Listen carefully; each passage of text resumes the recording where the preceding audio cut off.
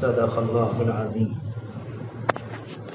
وقد قال النبي صلى الله عليه وآله وسلم: تركت فيكم ثقلين ما إن تمسكتم بهما لن تضلوا كتاب الله وسنتي أو كما قال عليه الصلاة والسلام. اللهم صل على سيدنا محمد وعلى آل سيدنا محمد وبارك وسلم صلی اللہ علی النبی الامی. قابل احترام بزرگوں، دینی اور ایمانی بھائیوں، بات کو شروع کرنے سے پہلے ہی آپ سے ذکر کروں، اکثر جمعے کی نماز سے پہلے جو یہاں پر بیانات کا سلسلہ ہے، اس میں عموماً یہ بات ذکر کی جاتی ہے اور یہ کوشش کی جاتی ہے کہ جمعے کے اندر ہماری طبیعتوں میں ایک نکھار آ جائے، ایک نیا پن آ جائے، دین کے لیے ہمارے اندر ایک شوق آ جائے، اپنے گناہوں پر ندامت اور شرمندگی آ جائے، اور ہم واقعتاً صحیح معنی میں دین کا کام کرنے والے بن جائیں. اکثر جمعے کی نماز سے پہلے جو بات کہی جاتی ہے وہ ساری بات ان باتوں کے چاروں طرف گھومتی ہے، مگر آج جو بات ہے وہ جمعوں میں اکثر جو بات کہی جاتی ہے اس سے ذرا ہٹ کر ہے، اور اس پر میں بھی توجہ دوں اور آپ بھی خیال فرمائیں. اور میری درخواست ہے کہ اس بات کو منتقل کیجیے گا، لوگوں کو بتلائیے گا. عموماً یہ ہوتا ہے جس طرح سے بارش کے زمانے میں اکیلی ہماری کھیتیاں نہیں اگتی، بلکہ اس زمانے میں ہر طرح کا زہریلا پودا بھی اگاتا ہے، گھاس بھی اگ جاتی ہے، کھیتیاں بھی شاندار ہو جاتی ہیں، اور ہزاروں قسم کے وہ پیڑ پودے جن کو کسی نے لگایا نہیں ہوتا وہ خود بخود اگاتے ہیں. یہ بارش کے موسم میں اکثر ہمیں اور آپ کو دیکھنے کو ملتا ہے. یہ بات کوئی ایسی نہیں جو بہت مشکل ہو، جس کا سمجھنا مشکل ہو، سب جانتے ہیں. بالکل اسی طرح سے میں اور آپ جس دور میں گزر رہے اس وقت، یہ والا دور ہمارے اور آپ کے لیے اور تقریباً پوری امت کے لیے ایک آزمائش کا دور ہے. اس بات سے بھی تقریباً سب واقف ہیں. اور جس زمانے میں امت آزمائش، پریشانی، کمزوری کے حال میں ہوتی ہے، اس زمانے میں شیطان اور باطل کی طرف سے اس کو نشانہ بہت بنایا جاتا ہے. اللہ کے رسول علیہ الصلاۃ والسلام کے زمانے کے بعد سے لے کر تقریباً 800 سال تک اس طرح کی باتیں کبھی دیکھنے کو نہ ملیں، اس زمانے کے لوگوں کو نہ سننے میں آئیں، کیونکہ وہ دور ایسا تھا کہ کسی کے بولنے کی گنجائش نہیں تھی. اسلام دنیا میں عملی طور پر چلتا پھرتا تصویر کی شکل میں نظر آتا تھا. جو اسلام تھا وہ انسانوں کی زندگی تھی، جو انسانوں کی زندگی تھی وہ اسلام تھا. نہ زبان سے چلانا پڑتا تھا، نہ دہاڑنا پڑتا تھا. ہر اللہ کا بندہ اپنے اندر جو بہتر بات ہوتی وہ انسانوں کو بتاتا، اور شریف آدمی کی بات کو دنیا میں مانا جاتا ہے. اس کے لیے کسی دلیل کی ضرورت نہیں ہوتی. آپ چوراہے پر کھڑے، ایک آدمی آپ سے معلوم کرے مراد آباد کا راستہ کون سا ہے، آپ کہتے ہیں ادھر چلے جاؤ، تو کیوں جا رہا ہے؟ یہ بھی تو ہو سکتا ہے کہ آپ نے جھوٹ بول دیا، آپ دھوکہ دے رہے ہیں، میں تو نہیں مانتا آپ کی بات. پھر دوسرے سے معلوم کرے گا، تیسرے سے پوچھے گا، اور یہی کرتے رہیے. پھر تو نتیجہ یہ نکلے گا کہ آپ شام تک یہیں تشریف فرما ہوں گے، کیونکہ آپ کو کسی انسان کی بات پر اعتماد نہیں ہے. بات کو سمجھیں جو میں کہنا چاہ رہا ہوں. گویا کہ مہذب، شریف، بہتر آدمی کی بات کو ماننا یہ انسان کی فطرت ہے کسی پر بھی کوئی ایسا نہیں ہوتا کہ مسلم غیر مسلم اپنا پرایا، کوئی کسی سے بھلی بات معلوم کرتا ہے، کہتا ہے بھائی چلے جائیے، تو وہ چلا جاتا ہے، کیونکہ اسے یقین ہے کہ شریف آدمی نے مجھے دھوکہ نہیں دیا ہے۔ اتنی بات بھی سمجھ میں آنے والی۔ مگر اس زمانے کے اندر معاملہ ذرا پلٹ گیا۔ ہر زمانے کا ذہن، مزاج، طبیعت الگ ہوتی ہے۔ بعض دور ایسے ہوتے ہیں جس میں انسانوں کے ذہن کے اوپر انسانیت کی ترقی ہوتی، وہ ہر وقت یہ سوچتے ہیں کہ انسانوں کا بھلا کیسے ہو۔ کہیں دور جانے کی ضرورت نہیں۔ اس زمانے میں ہمارے آپ کے علاقے میں، یو پی میں، دہلی میں، ہریانہ میں، بہار میں آپ کو رنگ الگ ملے گا۔ کرناٹک میں چلے جائیے، وہاں رنگ الگ ملے گا۔ جس طرح سے ہمارے اور آپ کے ہاں درختوں کے نیچے فٹ پاتھ پر پھڑ بازی ہوتی ہے، کرناٹک میں نہیں ملے گی، کہیں نہیں ملے گا آپ کو۔ کھانے پینے میں نہایت سادہ قسم کے لوگ۔ ایک صاحب نے کرناٹک کا سفر کیا 3-4 مہینے کا، انہوں نے مجھے آ کے بتایا، بولے رات کو ہوٹل 8 بجے بند ہو جاتے ہیں، بولے کوئی آتا نہیں کھانے پینا چائے پینے کے لیے، سب جاگ رہے ہیں، اپنی تعلیم میں اپنے کام میں لگے ہوئے ہیں۔ یہ کیا چیز ہے کہ نہیں، مزاجوں کا فرق ہے۔ اس کو کہتے ہیں ان کی شادیاں نہایت سادہ، کچھ نہیں، جو کچھ لوگ آ گئے، کھانا کھلایا، وہ چھٹی ہو گئی۔ یہ فطرت ہے۔ بالکل اسی طرح سے میں نے ذکر کیا کہ ہر دور کا اپنا ایک خاص پیغام ہوتا ہے، خاص رنگ ہوتا ہے، خاص بات ہوتی ہے۔ تو ذرا گری ہوئی بات، مگر سمجھانے کے لیے عرض کروں، کوئی آدمی معلوم کرے کہ اس زمانے کی خاص بات کیا ہے۔ بار بار کہتا ہوں کہ اس زمانے کی خاص باتیں 2 ہیں، نمبر 1 پیٹ، نمبر 2 شرمگاہ، اس کے علاوہ تیسری کوئی خاص بات نہیں۔ پیٹ بھرے، کہیں سے بھرے، کیسے ہی بھرے، حرام سے بھرے کہ حلال سے بھرے، نہیں پیٹ۔ جس کو کہتے ہیں کہ اس زمانے کا سب سے بڑا بت جو ہے، جس کی جم کر پوجا ہو رہی ہے تقریباً ہر گلی میں، وہ پیٹ ہے۔ یہی بھگوان ہے، یہی سب کچھ ہے۔ وہ تو ساری باتیں بس زبانی جمع خرچ کی ہوتی ہیں، جو دنیا کے اندر اس وقت چل رہا ہے معاملہ، جو میں بتا رہا ہوں۔ بھائی جی موبائل کو بند کر لو، کون ہے یہ، اسے بند کرو۔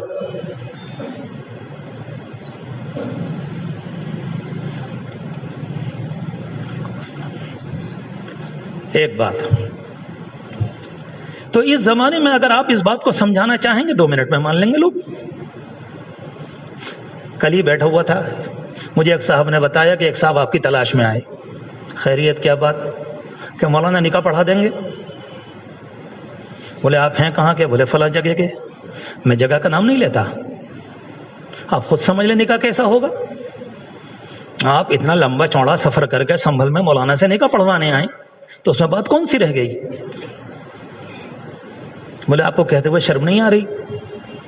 چلے گا فوراً۔ مگر اس والی بات کو سمجھانے میں مجھے آپ کو زور لگانا نہیں پڑ رہا، میرے منہ سے بات نکلی، آپ فوراً سمجھ گئے کہانی کیا ہے۔ میں آپ سے معلوم کروں کہ کیوں سمجھ گئے آپ، تو آپ کیا کہیں گے؟ مول صاحب ہر گلی کی کہانی ہے، یہ کون نہیں سمجھے گا اسے۔ پتہ چلا کہ اس زمانے کا یہ ریت ہے، چلن ہے، ناپاکی ناپاکی ناپاکی۔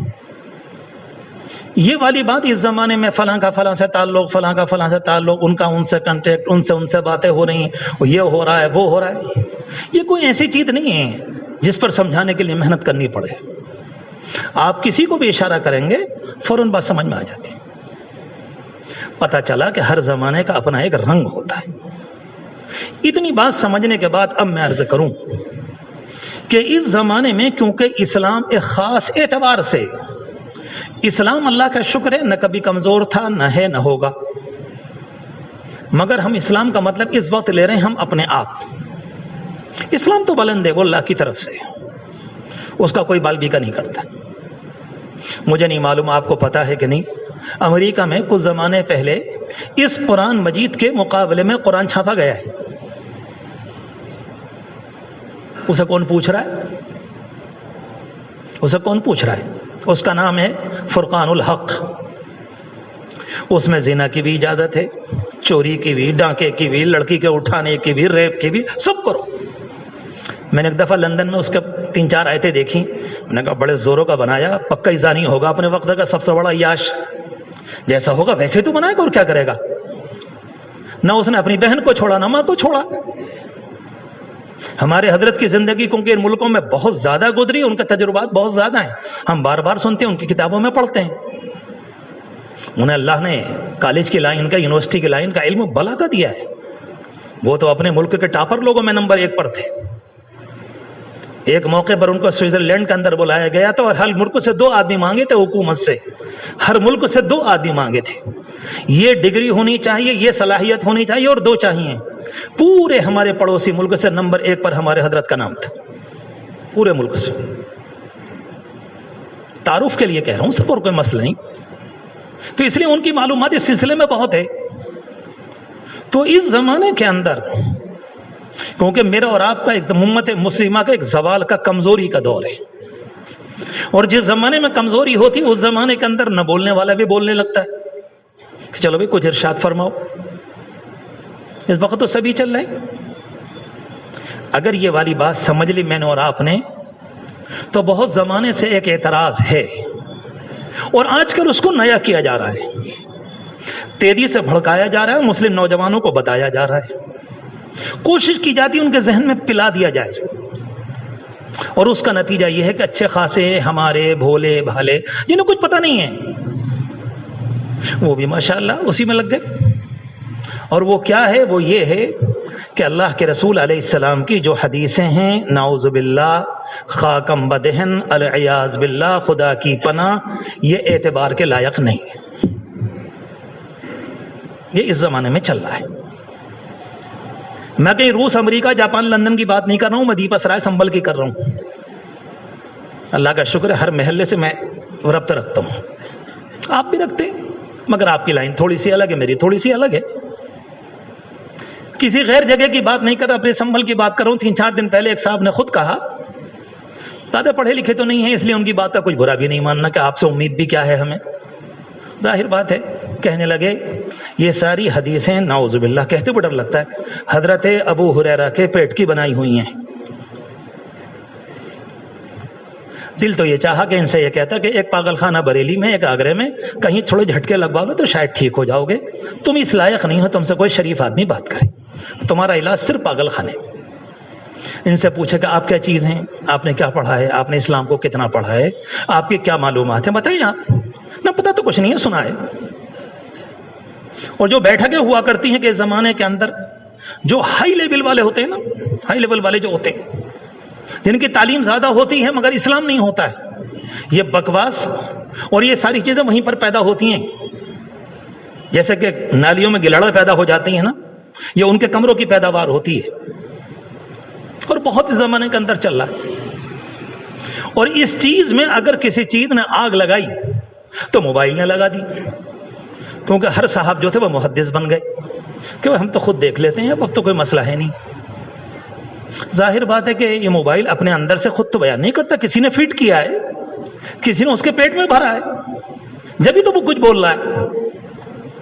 اور یہ چیز اس زمانے میں 1-2 میں نہیں، آپ میری بات پر یقین کریں، بے شمار نوجوان اس کا شکار ہیں. اللہ کرے ہم میں سے کوئی نہ ہو، دعا تو یہی ہے. ایک دفعہ دہلی سے فون آیا، کہاں سے فون آیا، کہاں سے فون آیا، اس طرح کی باتیں چلتی رہتی. اس سلسلے میں تھوڑی سی ایک بات عرض کرنی ہے تاکہ بات سمجھ میں آئے. اللہ کے رسول علیہ الصلوۃ والسلام کے زمانے میں اور آپ کے بعد اس لیے میں نے عرض کیا کہ اس زمانے میں یہ ذہن نہیں تھا، اس زمانے میں یہ ذہن ہے. جیسے اس زمانے میں کپڑے ہیں، شرٹ پہنتے ہیں لوگ، پینٹ پہنتے ہیں، پینٹوں کے نہ معلوم کتنے طریقے آ گئے، لوگ پہنتے ہیں.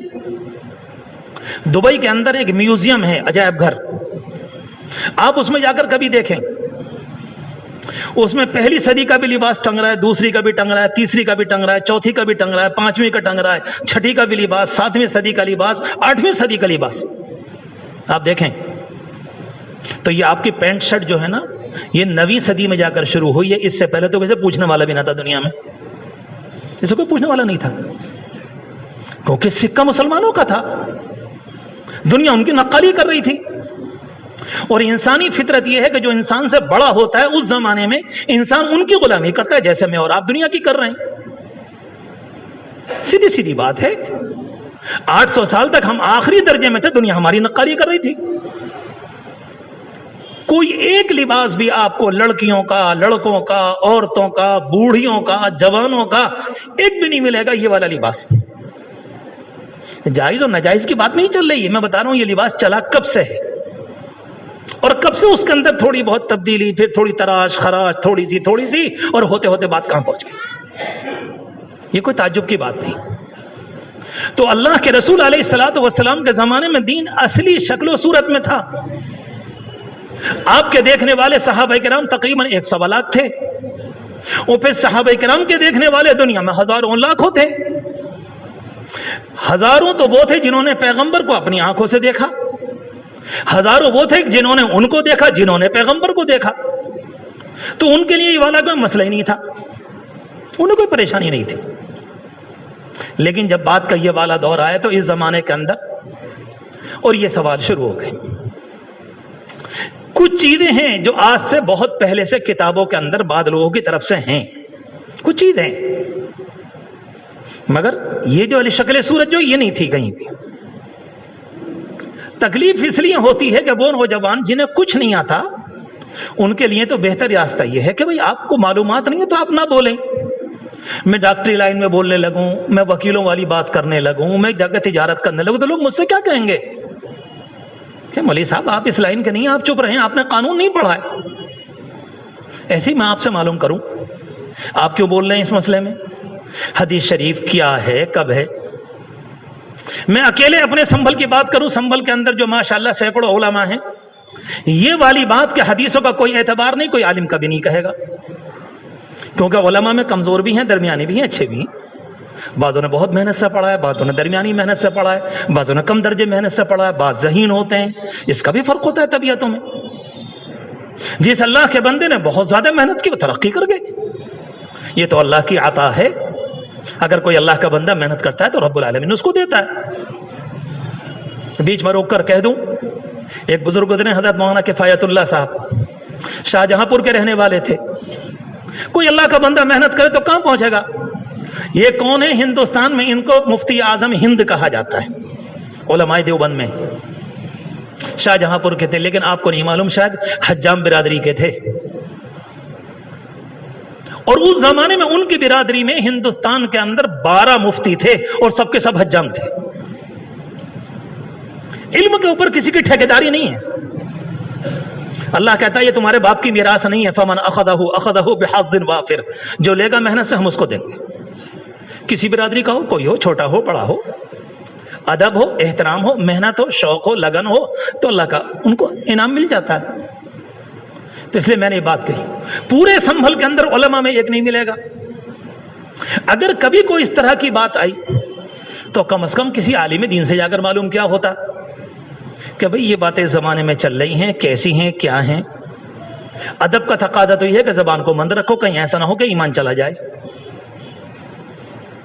آپ کے سنبھل میں جب آپ جوہے کی طرف کو جاتے ہیں, ایک تالاب ہے, اس کے متعلق غیر مسلموں کا یہ کہنا ہے کہ اگر کوئی آدمی اس میں نہا لے گا تو پھر اس میں نہانے کی وجہ سے اس کے جسم پر اتنی برکت آتی ہے کہ اس کی ساری کھجلی, بیماری, کوڑ کا مرض ختم ہو جاتا ہے.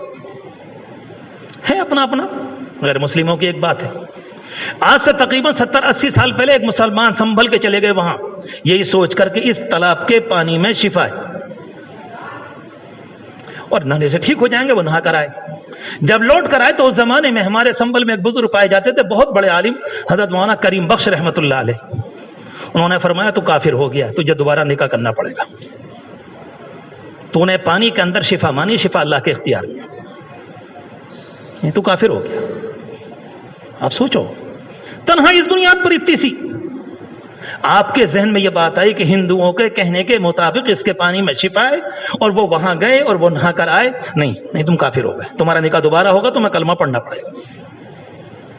پتا چلا کبھی کبھی معمولی بات انسان کی زبان سے نکل جاتی, اسے پتا بھی نہیں ہوتا.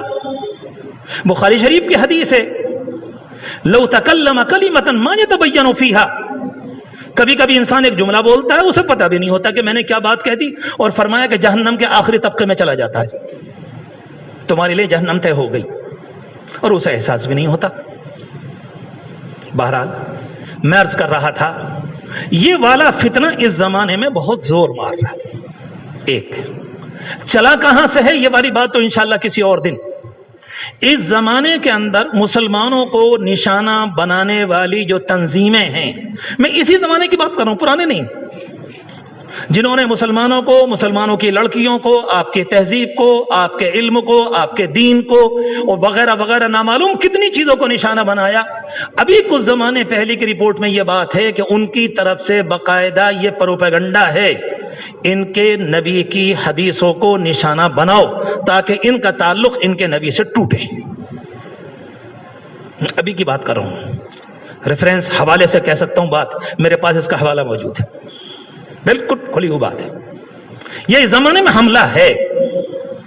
جیسے ہمارے نوجوان بچے اسکولوں میں پڑھ رہے ہیں، یونیورسٹی میں پڑھ رہے ہیں، اگر وہ مسلم سوسائٹی میں نہیں، کسی عالم دین کے پاس نہیں، یا ان کے ماں باپ کے پاس اتنا دین اور علم نہیں ہے کہ وہ اپنے بچے کی تربیت کر سکیں، تو یونیورسٹیوں کا اتنا بدترین حال ہو چکا ہے کہ وہ بچہ کمیونسٹ بنے بغیر نہیں رہ سکتا. ابھی دہلی کے نوجوان آنے والے ہیں، ابھی وکیل صاحب بھی آنے والے ہیں. اللہ کا شکر جمعے کے مجلس میں لوگ کہاں کہاں سے آتے ہیں. اب خود سن لیجیے گا ان سے داستان، آئیں گے میں آپ کو سنوا دوں گا، یہ بتائیں گے حال کہ اس زمانے میں ہو کیا رہا ہے. کبھی حضرت عائشہ رضی اللہ تعالیٰ عنہ پر، کبھی حدیث شریف کے اوپر، کبھی حضور پاک علیہ السلام پر، کبھی قربانی کے اوپر کہ مسلمان قربانی کرتے ہیں، وہ ہتیا کرتے ہیں اور یہ اپنے پیسوں کو ضائع کرتے ہیں. بولے اتنے پیسوں میں غریب بچوں کی تعلیم ہو سکتی ہے، بیواؤں کا نکاح ہو سکتا ہے، یتیم بچیوں کی شادیاں ہو سکتی ہیں. اور جس زمانے میں شادیوں میں لاکھوں روپے آتش بازی میں لگائے جاتے ہیں، یہ بولنے والے شیطان اسے کچھ نہیں کہیں گے، یہ کبھی نہیں کہیں گے. یہ جانتے ہیں یہ غلط ہو رہا ہے، اس پیسے سے یہ ہو سکتا ہے، مگر نہیں کہیں گے، کیونکہ وہ اس کام کے لیے نہیں آئے. ان کو اس لیے تیار کیا گیا ہے کہ تم ہمیشہ اسلام کے خلاف پاؤں پاؤں کرتے رہنا، وہ اسی کام میں. بہرحال اللہ کے رسول علیہ الصلوۃ والسلام کے زمانے میں یہ کیفیت نہیں تھی، اور مجھے اور آپ کو اس کیفیت کا سامنا ہے. سینکڑوں چیزیں ہیں، سینکڑوں. میں نے تو 2-3 باتیں آپ سے عرض کی. اب میں آپ سے کہوں، سب سے پہلی بات تو دل کے اندر یہ بات بٹھائیں کہ اللہ تبارک و تعالی نے نبیوں کے سلسلے کو اس دنیا میں کیوں جاری فرمایا. نبی کی ضرورت کیا ہے؟ جیسے ہماری سڑکیں بنتی ہیں، پتھر بھر کے آتے ہیں اور ٹرک والا ٹرک کو گاڑی کو اٹھاتا ہے، وہ لڑک جاتے ہیں، ایک ادھر گیا، ایک ادھر گیا، ایک ادھر گیا، لڑک گئے. یہ بھی تو ہو سکتا تھا کہ انسان لڑکے پھرے، جاؤ مرو، جس کی لاٹھی اس کی بھینس، جس کے پاس طاقت ہوگی غریب پہ ڈنڈا بجائے گا، اس کا چھینو، اس کا چھینو.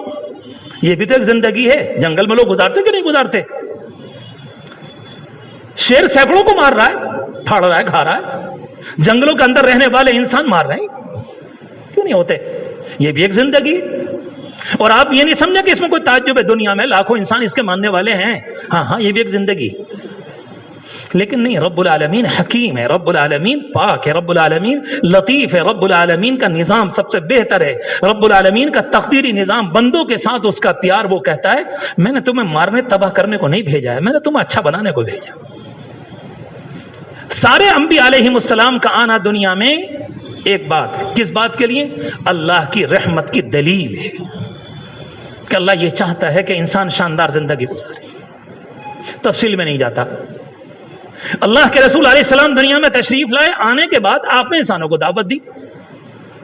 آپ نے آ کر مکے میں یہ دیکھا کہ مکے کے لوگوں کے ذہن بہت شاندار ہے، کیونکہ آپ خود مکے کے تھے، مگر کوئی اسکول نہیں، کوئی سوسائٹی نہیں، کوئی تعلیم نہیں، کوئی پڑھائی نہیں، کچھ بھی نہیں. تو ذہانت کہاں استعمال ہو رہی تھی؟ جب آپ کے پاس طاقت ہوگی، یہ ناممکن ہے کہ اس طاقت کے لیے کوئی میدان نہ ہو، یہ تو ہوگا، ناممکن ہے. یہ انسانی فطرت نہیں ہے. یہ تو بالکل ایسی ہے کہ بیل چارہ نہ کھاوے، بھینس چارہ نہ کھاوے، گوشت شیر گوشت نہ کھاوے. نہیں، یہ فطرت کے خلاف ہے. وہ چارہ کھائے گا اور وہ گوشت کھائے گا. یہ انسانی فطرت ہے کہ جب انسان ذہین ہوگا یا طاقتور ہوگا تو وہ کہیں نہ کہیں تو اس کو استعمال کرے گا. مکہ مکرمہ کے لوگ بلا کے ذہین تھے، مگر صرف اتنا فرق ہے کہ ان کی ذہانت غلط جگہ استعمال ہو رہی تھی. شراب پر، فسق و فجور پر، زناکاری پر، جس عورت سے محبت ہوئی ہے اس کی شاعری تعریف کرنے پر، ایک دوسرے سے لڑنے پر، گھوڑے کے اوپر. سب سے بہترین انسان اس سماج کا وہ جس کے پاس بہترین شراب، یہ معیار ہے. کسی مدرسے میں جائیے کہ سب سے بہترین طالب علم کون؟ جو سب سے اچھا پڑھے. تجارت کے میدان میں جائیے، سب سے اچھا کون؟ کہ بھائی جس کے پاس اچھا مال ہے، اچھی تجارت کرتا ہے. وہ کہتے نہیں ہمارے ہاں کا سب سے اچھا انسان وہ ہے جس کے پاس سب سے پرانی شراب ہے، اگر تمہیں کبھی آنا تو ہم تمہیں 100 سال پرانی شراب پلائیں گے. یہ دماغ وہاں استعمال ہو رہا تھا. آپ کو شاید تعجب ہوگا، میں بڑی آہستہ بات عرض کر رہا ہوں تاکہ سمجھ میں آئے. بعض شاعروں نے اپنے زمانے میں اپنی کتیا کے اوپر 1,000 شعر کہیں، اور وہ شعر ایسے نہیں جو اس زمانے کے اندر کھڑے ہو کے شروع ہو جاتے ہیں، وہ ایسے نہیں ہیں. اس زمانے کے علماء کو ان شعروں کو حل کرنے میں اور ان کا مفہوم سمجھنے میں پسینہ آ جاتا ہے.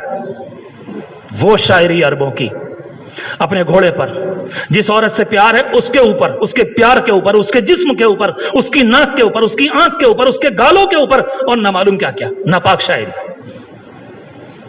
اللہ تبارک و تعالیٰ نے اپنے پیغمبر کو جو بھیجا تھا کوئی وجہ ہی تو ہوگی. اللہ کا فیصلہ الٹپ تو ہوتا نہیں ہے کہ چلو وہی مکے میں ہی بھیج دو. یہ کیا بات ہوئی؟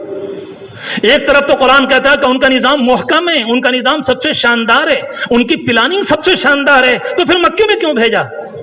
رب العالمین جانتا تھا کہ ذہانت یہاں ہے، اور نبی جو دین لے کر آئے ہیں اس کے لیے ذہین لوگ چاہیے. نبی کو کچھ دن محنت کرنی پڑے گی، جب ذہن صحیح جگہ پر آ جائے گا پھر دیکھو یہ تو دنیا کے اندر گل کھلا دیں گے.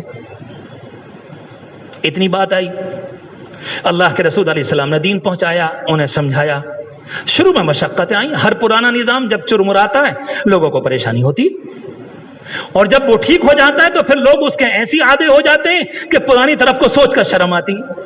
یار کس جاہلی حرکت پہ پڑے ہوئے تھے، مختلف ہوا، لڑائیاں ہوئی، جھگڑے ہوئے، سمجھ میں نہیں تم یہ کر رہے ہو، تم یہ کر رہے ہو، تم یہ کر رہے ہو. لیکن جب بات ذہن میں آ گئی انہوں نے کہا آنکھیں کھل گئی کہ بات کچھ اور ہے، وغیرہ وغیرہ. جلدی میں اشارہ کر دوں کہ فتح مکہ کے موقع پر حضور پاک علیہ السلام سے وہ ٹکرائے، پہلے ٹکرائے، پھر مدینے میں پہنچے اور کیا کیا وغیرہ وغیرہ، کتنی جنگیں ہوئیں. فتح مکہ کے موقع پر جب آپ نے یہ فرمایا کہ تم نے جتنی تکلیفیں مجھے یا مسلمانوں کو دی، جاؤ سب کی چھٹی، کوئی بات نہیں، معاف. چیخ نکل گئی. انہوں نے کہا نہیں یہ کچھ اور ہے. بولے اگر یہ بادشاہت ہوتی تو یہ آج ہمارا کچومر نکال دیتا. اور وہ اللہ کا بندہ جس کی بیوی کو ہم نے نہیں چھوڑا، صحابہ کو نہیں چھوڑا، ان کی بچی کو نہیں چھوڑا، ان کی ذات کو نہیں چھوڑا، کانٹے بچھائے، نعوذ باللہ چہرے پر تھوکنے کی کوشش کی، ہم نے کیا نہیں کیا. اور آج وہ اللہ کا بندہ جب پوری طاقت میں ہے اور آپ ایک اشارہ فرما دیتے تو شاید مکے کے وہ جو بہادر بنتے تھے، تکہ بوٹی ایسی ہوتی کہ اتنی سی بوٹی کسی کے ہاتھ میں نہ آتی، کچومر نکال دیتے. نہیں، آپ نے فرمایا جاؤ معاف.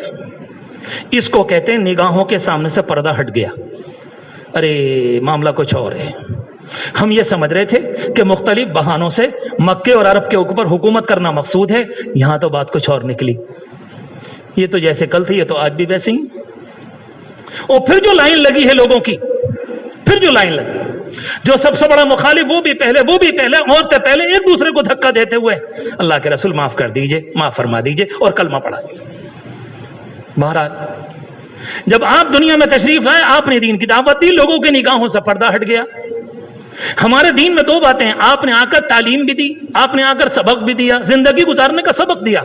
اور ساتھ میں یاد رکھیں پیغمبر اللہ کی طرف سے ایسے ہوتے ہیں جو انسانوں کی نگاہ میں بلا کے پیارے ہوتے ہیں. اللہ ایسے کو بناتا ہے، ایسا نہیں ہوتا نہیں. اس لیے آتا حدیث شریف میں آپ سے زیادہ حسین کوئی نہیں تھا، کوئی نہیں تھا. عربوں کا مزاج جھوٹ بولنے کا نہیں. یہ جھوٹ ہمارے ہندوستان کی پیداوار ہے، وہاں جھوٹ نہیں تھا، جو ہے کھلا ہوا ہے. حضرت عمر کا واقعہ موجود ہے. حضرت عمر سے آپ نے پوچھا کیسے آئے؟ بولے آپ کو مارنے. کوئی آنے والا ایسے کہتا ہے دنیا میں؟ وہ یوں ہی ذرا آ گیا تھا، ذرا مارنے. اور اب کیا ارادہ ہے؟ کلمہ. پہلے بھی سچی، اب بھی سچی. یہ عربوں کا مزاج ہے. آپ کو ہزاروں دلیلیں ملیں گی اس کی. اس لیے کہہ رہا ہوں اللہ کے رسول علیہ السلام نے دین دیا، اور ساتھ ساتھ اللہ کے رسول علیہ الصلوۃ والسلام سے لوگوں کو پیار شروع ہوا. وہ عشق اتنا بڑھا، یہ ایمان کی فطرت ہے. اگر آپ کے دل میں کسی کے اندر حضور پاک علیہ السلام سے پیار نہیں ہے، بلا کی محبت نہیں ہے، وہ زبانی جمع خرچ نہیں جو سنبل میں ہوتا ہے، اس کی بات نہیں کر رہا ہوں. یہ تو بکواس ہے. یہ تو اپنا اپنا بینر لگانے کے لیے، چمکانے کے لیے سب. اگر کسی کو پیار دیکھنا ہے تو معین الدین اجمیری کی تاریخ دیکھو، دیکھو نظام الدین اولیاء کو، دیکھو حضرت، دیکھو تو بختیار کاکی کو، دیکھو اللہ کے بندوں کو. ایک جگہ ان کی تاریخ میں نہیں ملے گا کسی جگہ بھی کسی اللہ کے بندے سے انہوں نے یہ کہا ہو مجھے اللہ کے رسول سے پیار ہے. نہیں، ان کی زندگی سر سے پاؤں تک ایسی تھی کہ یار تم تو اللہ کے رسول کی محبت میں ایسا لگتا ہے کہ بالکل اسی میں تیار ہو کے آئے ہو. کس میں کہنا پڑتا کسی کو ہمیں بڑا عشق ہے. کوئی صاحب بازار میں کھڑے ہو کر یہ کہنے لگے مجھے اپنی بیوی سے عشق ہے، تو کیا کہیں گے آپ؟ بھائی انہیں بھی پکڑو، کسی کھونٹے میں انہیں بھی باندھو، کیا کرو گے؟ ابے پاگل ہے، یہ بھی کوئی بات کہنے کی کس کو نہیں ہوتا؟ تمہیں تعجب کی بات ہے یا بالکل آؤٹ ہو گیا دماغ؟ آپ سوچیں تو اللہ کے رسول سے محبت تو چلا کا ہو رہا ہے، اس میں کیوں دہاڑ رہا ہے؟ اگر ہوگا تو ہوگا، وہ تو تیری آنکھیں بھی بتلائیں گی، منہ بتلائے گا، ناک بتلائے گا، تیری نماز بتلائے گی، قرآن بتائے گا، بازار میں تیرا چلنا پھرنا بتلائے گا، زبان بولنا یہ تو سب کچھ بتا دے گا. اس میں کون سی بات ہے؟ وہ عطر کیا عطر ہے جس کے اندر خوشبو نہ ہو؟ میں آپ کے سامنے عطر کی شیشی کھولوں اور اس کے بعد یہ کہوں یہ بڑا خوشبودار ہے، تو آپ کیا کہیں گے؟ مولوی صاحب اگر اچھا ہوگا تو یہ خود ہی کہہ دے گا میں اچھا ہوں. اس میں کون سی بتانے کی بات ہے؟ اتنی آئی اللہ کے رسول علیہ الصلوۃ والسلام سے صحابہ کو بلا کی محبت ہوئی، جو بات سمجھانے کی وہ اتنی ہوئی کہ دنیا کے اندر محبت کرنے والے اور جس ذات سے محبت کی جاتی ہے صرف آپ کے زمانے میں ہوئی، نہ قیامت تک کبھی ہوگی، نہ آج تک ہو سکی. اس پر ساری محبتیں فیل ہیں. کوئی سوال پیدا نہیں. اب کہیں گے یہ تو مسلمانوں کی باتیں، نہیں، میں مسلمانوں کی نہیں، میں غیر مسلم کی گواہی دے رہا ہوں. اللہ کے رسول علیہ السلام کے زمانے میں ایک صحابہ آئے جو غیر مسلم تھے، اس وقت تک کلمہ نہیں پڑھا تھا.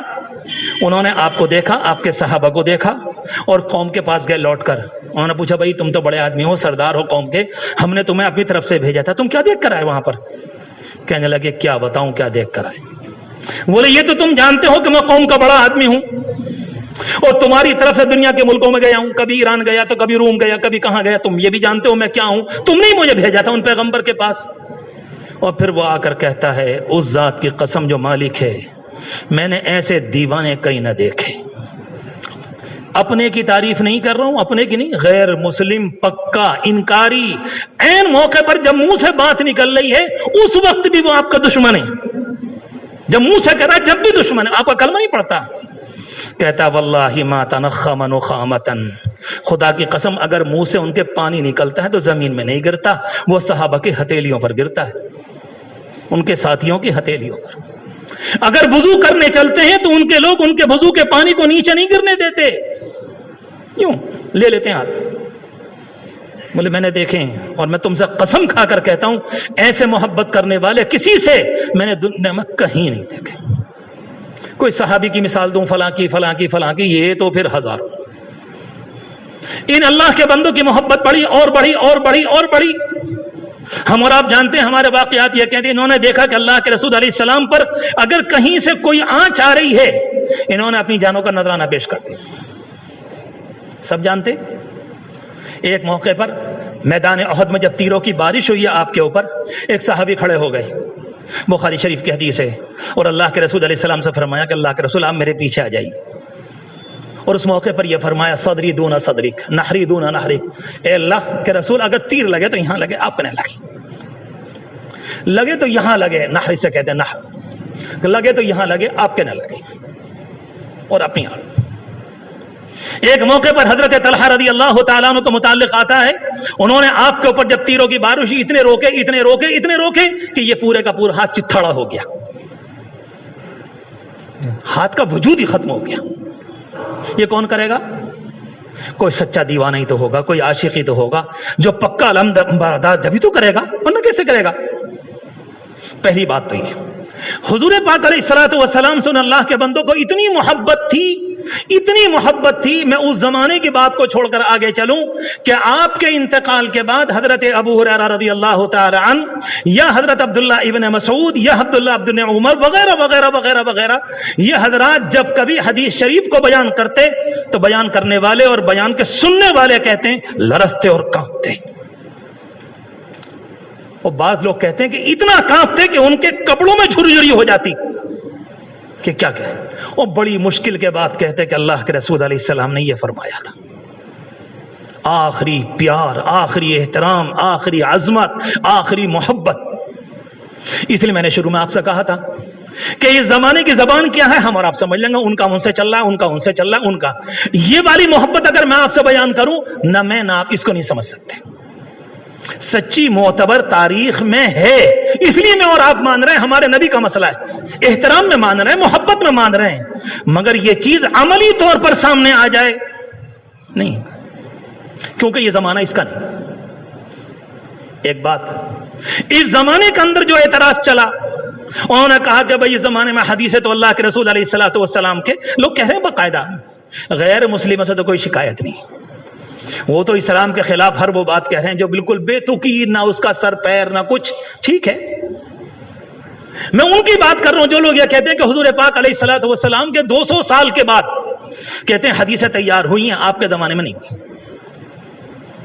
ٹھیک ہے، اتنی بات سمجھ میں آ گئی۔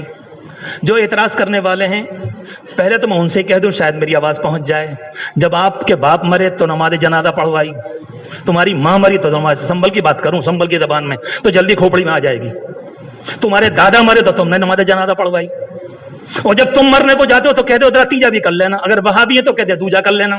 کیوں؟ یہ سب کہاں سے آ گیا؟ نماز جنازہ تو کہیں قرآن میں نہیں ہے، کہاں ہے، کہاں سے آئی؟ کیوں نہیں وصیت کر کے مرتے تم کہ بھائی جب مر جاؤ تو جلا دیو، مٹی میں دبا دیو، کیوں نہیں کرتے؟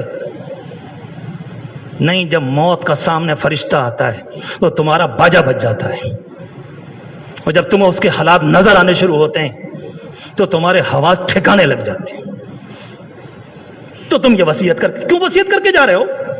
کیونکہ نماز جنازہ، یہ جمعہ کا جو خطبہ ہے، یہ نماز عید، یہ قربانی، اور یہ قربانی یعنی عید الاضحیٰ کے موقع کی نماز عید تو کہیں قرآن میں نہیں ہے، کہاں ہے؟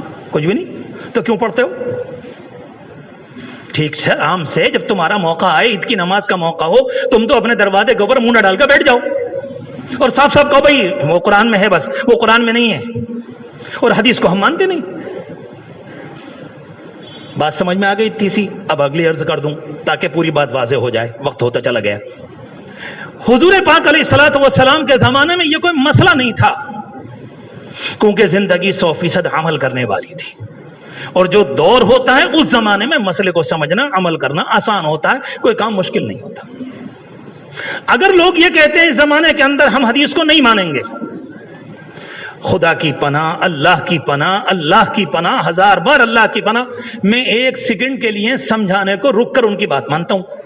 چلو ٹھیک ہے، تم کہتے ہو کہ حدیث اللہ کے رسول علیہ السلام کے زمانے کے بعد بنی ہے، جیسے جملہ میں نے شروع میں عرض کیا، دوبارہ دہراتے ہوئے بھی ڈر لگتا ہے، ٹھیک کہ صاحب وہ تو بعض لوگوں نے، صحابہ کرام نے اپنے پیٹ سے بنا لی، فلاں کر لی، یہ کر لی، وہ کر لی۔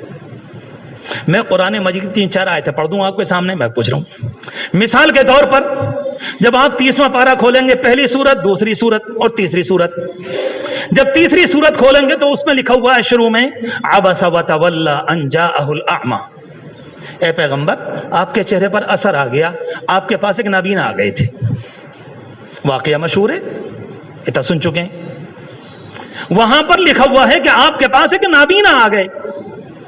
میں آپ سے معلوم کروں نابینا کون سے تھے؟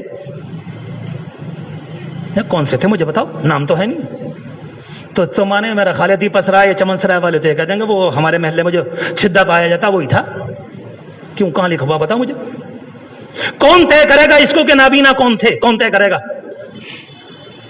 یہ تو طے ہو گیا کہ آنے والا نابینا تھا، قرآن نے یہ بھی طے کر دیا کہ پیغمبر کے پاس آئے، یہ بھی طے کر دیا کہ ہاں ضرور آئے، یہ بھی طے کر دیا کہ قرآن نے کوئی سوال لے کر آئے۔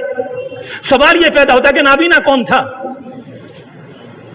کیسے کرو گے؟ یا تو پھر یہ کہو یہ سائلنٹ ہے، بھئی ایسے رہے گا، چلو چلو چھوڑو، ہاں کوئی مسئلہ نہ، نابینا کا مسئلہ پتہ نہ کوئی شبراتی جمن عیدہ کلو للن ہوں گے، یہ کوئی ایسی بات نہیں، یہ تو مطلب نکلے گا، ٹھیک ہے۔ ایک بات پتہ چلا، یہ حدیث شریف بتائے گی کون نابینا تھے، کون تھے، کہاں سے آئے تھے، کیوں آئے تھے، اور کس وقت آئے تھے، اور اللہ کے رسول نے انہیں کیا جواب دیا۔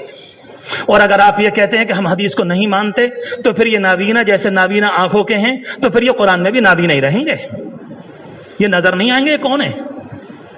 ایک بات دوسری، قرآن کے 11ویں پارے میں ایک آیت ہے لمسجد اسس علی التقوی، اللہ کے رسول علیہ السلام ہجرت کر کے مدینہ منورہ پہنچے اور جہاں مسجد نبوی اس وقت ہے اس سے 6 کلومیٹر مکے کی طرف کو ایک آبادی تھی جس کا نام قبا تھا.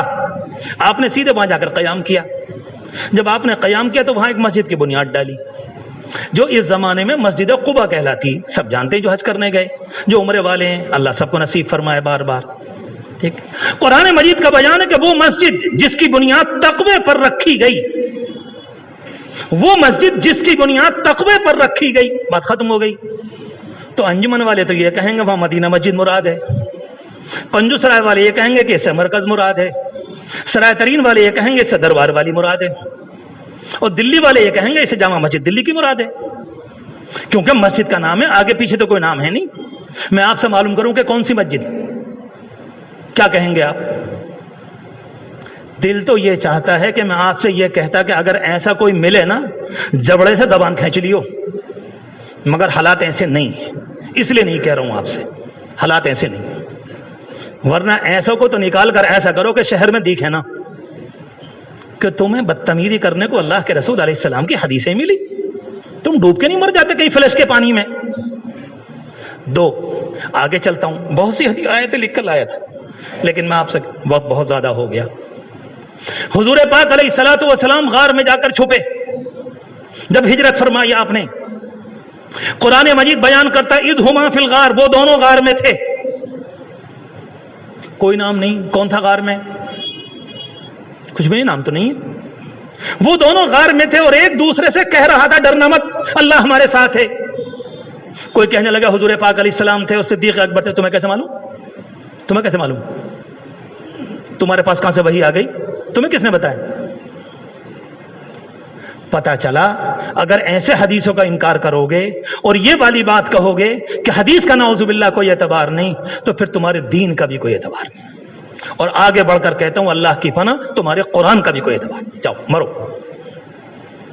ایک نہیں ہزاروں سوال کھڑے کر دیں گے علماء کرام. میں تو ایک چھوٹا سا طالب علم کے سامنے ہزاروں سوال کروں. آخری بات آپ سے چل کر کہتا ہوں صرف اتنی سی, ہم اور آپ نماز پڑھتے ہیں, اقیموا الصلاۃ, نماز قائم کرو.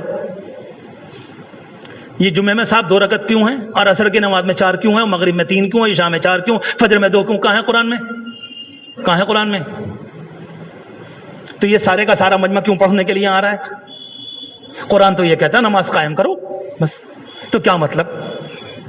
تو اس کا مطلب تو یہ نکلا موڈ آئے تو 1 رکعت پڑھ لو, موڈ آئے تو 2 پڑھ لو, نہ آئے تو نہ. تو کیا کروں پھر میں؟ کون بتائے گا؟ یہ جو شاندار بالکل جو ریفائنڈ جو کہلاتی ہے آپ کے یہاں بہت شاندار شکل, بالکل چھنی پھٹکی لگی کہ یہاں نماز جمعے کی ہو رہی 2 رکعت, امریکہ میں ہو رہی تو 2 رکعت, مصر میں ہو رہی 2 رکعت, حرمین شریفین میں ہو رہی 2. اتنی شاندار جس پر ساری امت کا اتفاق, یہ کہاں سے آئی 2 رکعت؟ قرآن تو صرف اتنا کہتا ہے 28ویں پارے میں فَإِذَا نُودِيَ لِلصَّلَاةِ, جب نماز کے لیے تمہیں بلایا جائے تو تم دوڑ کر آ جاؤ. قرآن تو یہ کہتا ہے, لیکن کہاں سے آئی؟ اور سب باتوں کو چھوڑ کر اس وقت لمبا وقت ہو گیا. آخری بات کہہ دوں, یہ قرآن مجید, بہت سے لوگ کہتے ہیں ہم قرآن کو مانتے ہیں, ہم حدیث کو نہیں مانتے. مجھے پورے قرآن میں ایک آیت دکھلا دو جس میں یہ لکھا ہوا ہو. پھر کہہ رہا ہوں, مجھے پورے قرآن میں ایک آیت دکھلا دو جس میں یہ لکھا ہوا ہو کہ میں وہی قرآن ہوں جو اللہ کے رسول پہ اترا تھا. کہاں ہے؟ کہاں ہے قرآن؟ کیسے معلوم کہ یہ قرآن وہ ہے جو اللہ کے رسول علیہ السلام کو اللہ کی طرف سے ملا؟ مجھے بتاؤ کہ کون کہہ رہا ہے؟ اگر آپ یہ کہتے ہو کہ اللہ کے رسول نے کہا, صحابہ کرام نے کہا, تو تم تو حدیثوں کو مانتے نہیں, تو بات تو ختم ہو گئی. نعوذ باللہ, حدیث کے انکار کے نتیجے میں نہ حدیثیں بچیں گی, نہ قرآن مجید بچے گا, نہ اسلامی عقائد بچیں گے.